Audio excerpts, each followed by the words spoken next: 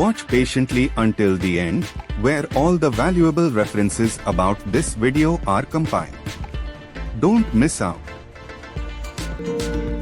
கடலை பார்த்திருக்கிறீர்களா? அதன் அலைகள் கரையில் மோதும் ஓசையை கேட்டிருக்கிறீர்களா? ஆனால் இந்த மாபெரும் நீர்ப்பரப்பு எப்படி உருவானது என்று யோசித்திருக்கிறீர்களா? அது ஏன் இப்படி ஒப்பாக இருக்கிறது என்று நினைத்ததுண்டா? இன்று நாம் கடலின் பிறப்பை பற்றிய அற்புதமான கதையை அறிந்து கொள்ளப் போகிறோம். அதன் நீர் ஏன் இத்தனை ஒப்பாச்சு என்ற மர்மமும் விடுபட போகுது.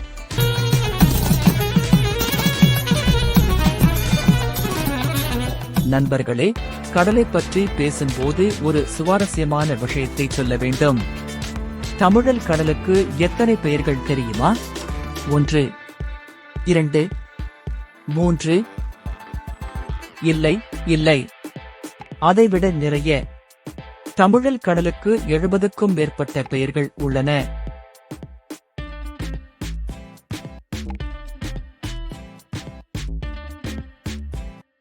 பல பெயர்களால் தமிழில் கடல் அழைக்கப்படுகிறது. அற்புதம்! இவ்வளவு பெயர்கள் இருப்பது தமிழர்களுக்கும் கடலுக்கும் உள்ள நெருக்கத்தை காட்டுகிறது அல்லவா? மிகச் சரியாகச் சொன்னீர்கள். தமிழர்கள் கடலோடு கொண்டு அந்த ஆழமான உறவை இந்த பெயர்கள் பிரதிபலிக்கின்றன. ஒவ்வொரு பெயரும் கடலின் ஒரு தனித்துவமான அம்சத்தை வெளிப்படுத்துகிறது.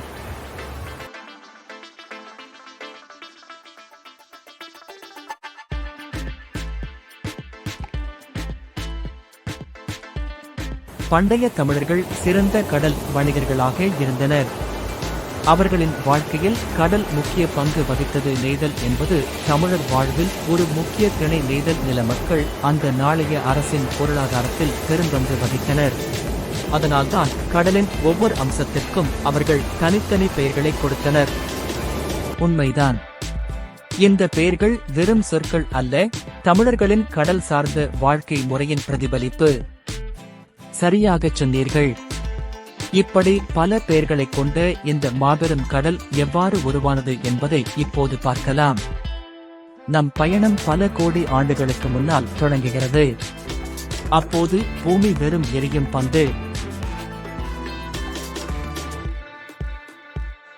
ஆம் நண்பர்களே, நமது பூமி ஒரு காலத்தில் சூரியனிலிருந்து பிரித்தெறியப்பட்ட ஒரு சிறு துண்டுதான்.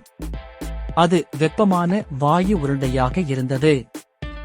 அந்த நேரத்தில் பூமியில் குளிர்பானம் குடிக்க முடியாது என நினைக்கிறேன். அப்போது மக்கள் இருந்தால் தானே குளிர்பானம் குடிக்க முடியும். நிச்சயமாக அப்போது மக்கள் இல்லை, எல்லாமே நெருப்புதான். ஆனால் காலப்போக்கில் பூமி குளிரத் தொடங்கியது. பல ஆயிரம் ஆண்டுகளுக்குப் பிறகு வாயுக்கள் திரவமாக மாறின.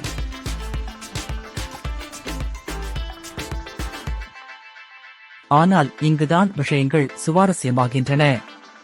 சூரியன் இந்த திரவத்தை தன்னை நோக்கி இழுக்கத் தொடங்கியது. இது ஒரு கோல்மேன் நடனம் போல் இருந்தது.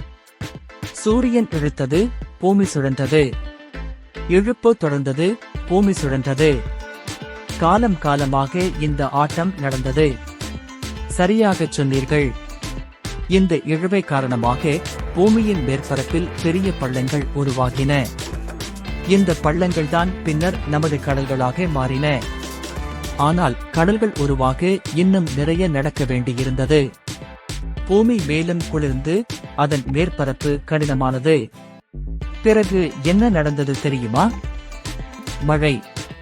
அதுவும் சாதாரண மழை அல்ல, பல ஆயிரம் ஆண்டுகள் தொடர்ந்து பெய்த பெய்மழை. சரியாகச் சொன்னீர்கள். பூமியைச் சுற்றி இருந்த மேகங்களிலிருந்து தொடர்ந்து மழை பொழிந்தது. இந்த மழை நீர் முன்பு உருவான பள்ளங்களில் நிரம்பியது. நாம் கடல்களின் உருவாக்கத்தை பற்றி பேசிக் கொண்டிருந்தோம். ஆனால் அதற்கு முன் ஒரு முக்கியமான கேள்வி, மழை பொழிந்த மேகங்கள் எப்படி உருவானது தெரியுமா? அது ஒரு சுவாரஸ்யமான கதை. பூமியின் ஆரம்பகால வளிமண்டலத்தில் இருந்து தொடங்குகிறது. பூமி படிப்படியாக குளிர்ந்து கொண்டிருந்த போது அதன் மேற்பரப்பு இறுகத் தொடங்கியது. அப்போது என்ன நடந்தது தெரியுமா? பூமியின் உள்ளே இருந்த வாயுக்கள் வெளியேறத் தொடங்கின. இது ஒரு பெரிய எரிமலை வெடிப்பு போல இருந்தது. சரியாகச் சொன்னீர்கள். பூமியின் உள்ளிருந்து நீராவி, கார்பன் டை ஆக்சைடு, நைட்ரஜன் போன்ற வாயுக்கள் வெளியேறின. இவை பூமியைச் சுற்றி ஒரு வாயு மண்டலத்தை உருவாக்கின. ஆமாம், இந்த வாயுக்களில் நீராவியும் அடங்கும். பூமி மேலும் குளிர்ந்தபோது இந்த நீராவி குளிர்ந்து திரவமாக மாறியது. அப்படியே இந்த குளிர்ந்த நீர்த்திவலைகள் வானில் திரண்டு மேகங்களை உருவாக்கின. இந்த மேகங்கள்தான் பின்னர் தொடர் மழையாக பொழிந்தன. இந்த மழை பல ஆயிரம் ஆண்டுகள் தொடர்ந்து பெய்தது. இதுதான் பின்னர் நமது கடல்களை நிரப்பியது. அற்புதமான செயல்முறை. பூமியின் உள்ளிருந்து வெளிவந்த வாயுக்கள், வளிமண்டலம், மேகங்கள், மழை, பின்னர் கடல்கள். இது ஒரு அழகான இயற்கையின் சங்கிலி தொடர். மிகச் சரியாகச் சொன்னீர்கள். இப்படித்தான் நமது நீலக்கோளம் படிப்படியாக உருவானது. நாம் மழை பற்றி பேசினோம். ஆனால் ஒரு நிமிடம், மழை நீர் நன்னீர்தானே? பின் எப்படி கடல் நீர் உருவானது? அது ஒரு வேதியியல் கதை. ஆரம்பத்தில் பூமியின் மேற்பரப்பு பல வகையான கனிமங்களால் ஆனது. இவற்றில் உப்புகளும் அடங்கும். சரியாகச் சொன்னீர்கள். சோடியம், கால்சியம், மெக்னீசியம் போன்ற உலோகங்கள் கொண்ட உப்புகள் பாறைகளில் இருந்தன. பின் என்ன நடந்தது தெரியுமா? மழை பெய்யத் தொடங்கியது.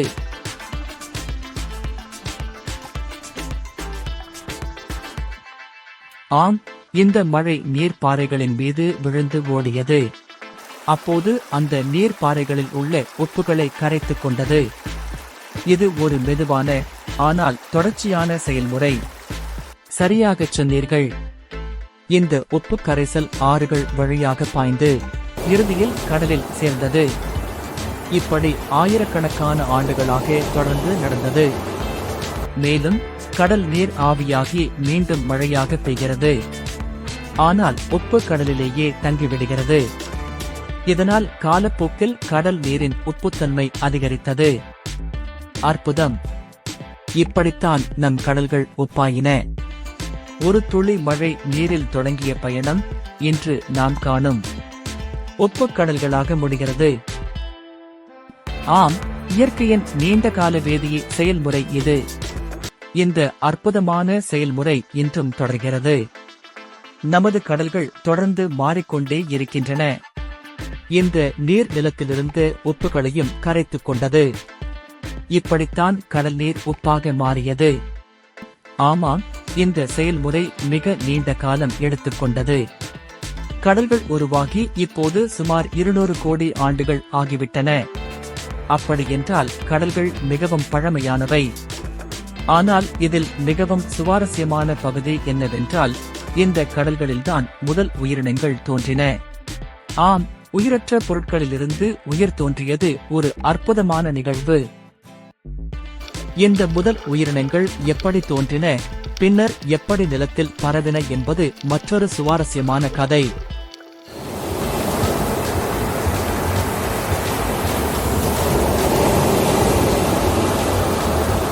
இப்படித்தான் நமது அழகிய கடல்கள் உருவாகின. அடுத்த முறை கடற்கரைக்கு செல்லும் போது இந்த அற்புதமான வரலாற்றை நினைவில் கொள்ளுங்கள்.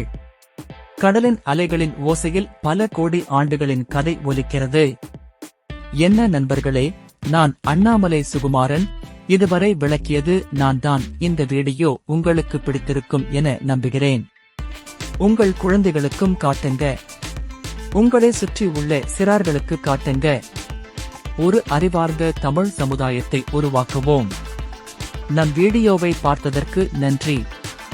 மேலும் இதுபோன்ற சுவாரஸ்யமான அறிவியல் வீடியோக்களுக்கு எங்கள் இனிய தமிழ் அமிர்தம் சேனலை சப்ஸ்கிரைப் செய்து தொடர்ந்து பார்த்து வாருங்கள். உங்கள் கருத்துக்களையும் சொல்லுங்க. அடுத்த வீடியோவில் சந்திப்போம். தவறாமல் கடைசி வரை பாருங்க. கடைசியில் இதில் உள்ள கருத்துக்களுக்கான ஆதாரங்கள், புத்தகங்கள், வெப்சைட் தரப்பட்டுள்ளது. அவைகளை பயன்படுத்துங்க. மற்றவர்களுக்கும் சொல்லுங்க. வணக்கம்.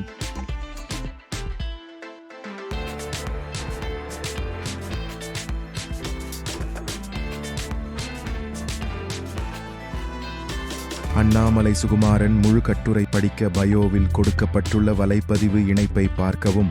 மேலும் சுவாரஸ்யமான உண்மைகளை அறிய எங்கள் இன்ஸ்டாகிராம் பக்கத்தை பின்தொடரவும். இனிய தமிழாமிர்தம் என்ற எங்கள் யூடியூப் சேனலுக்கு சப்ஸ்கிரைப் செய்யுங்கள்.